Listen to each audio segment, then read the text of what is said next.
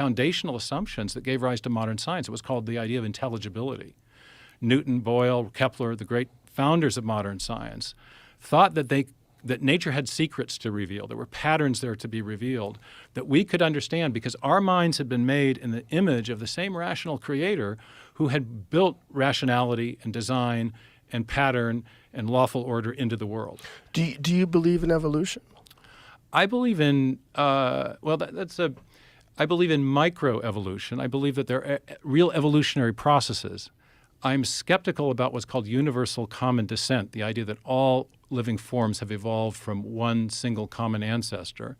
I'm profoundly skeptical about chemical evolution, the idea that the non-living chemicals in a prebiotic ocean or prebiotic soup arranged themselves to form the first living cell. And I'm also skeptical about the creative power of the mutation selection mechanism, which, as it happens, so are many leading evolutionary biologists today. I attended a conference in 2016 at convened by the Royal Society in London, Royal Society being the oldest and most august scientific body in the world.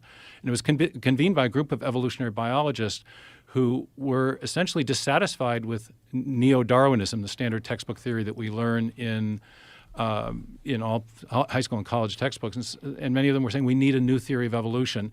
The first talk at that conference was given by Gerd Müller, a prominent Austrian evolutionary biologist, and he simply enumerated the five major what he called explanatory deficits of neo-Darwinism. And his basic perspective was the mutation selection mechanism does a good job of optimizing or modifying pre-existing forms.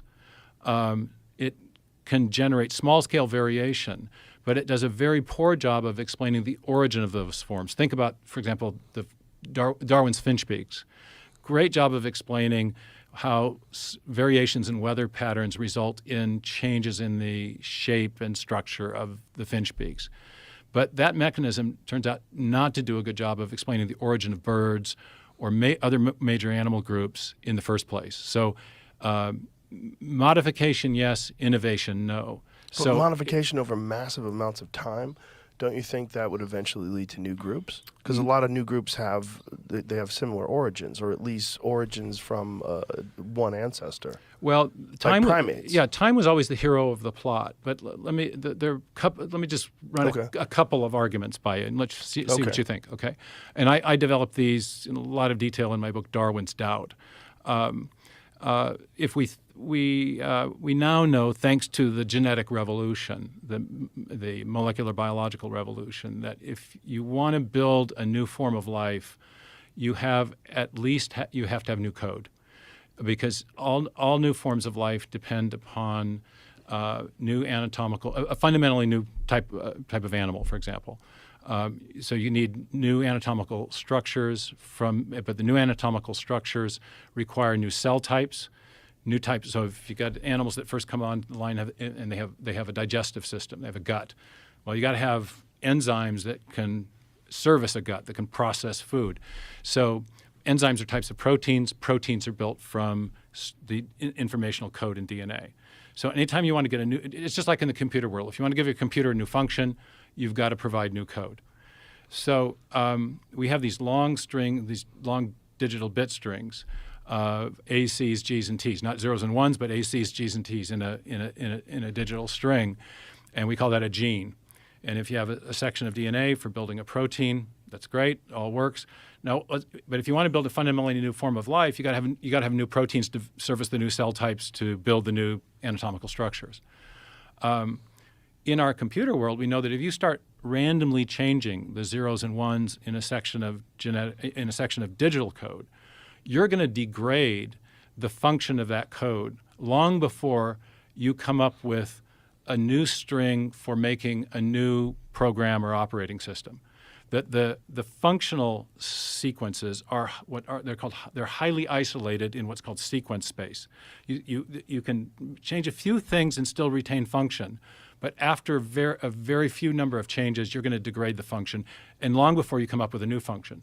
Now, the Darwinian mechanism starts with the idea that there are random changes in those digital bit strings, those sequences of A's, C's, G's, and T's.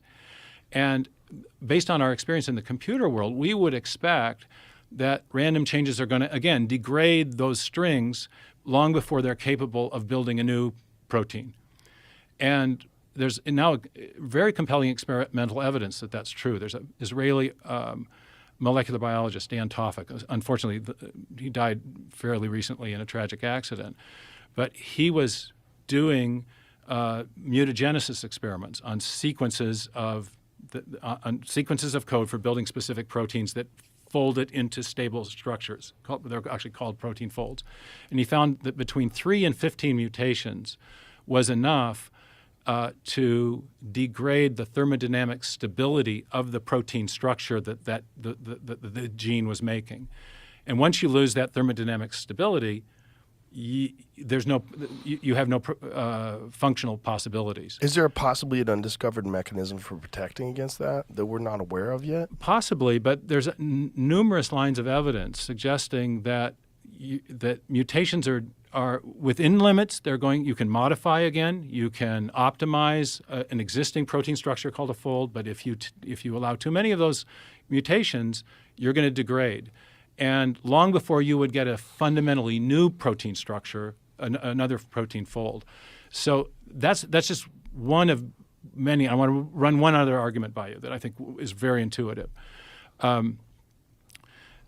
If you want to build, it turns out that there are structures or systems for building that are very important for building new animal body plans, and they're called developmental gene regulatory networks. They were discovered at Caltech by Eric Davidson and colleagues. Eric Davidson has also unfortunately recently passed away in the last few years.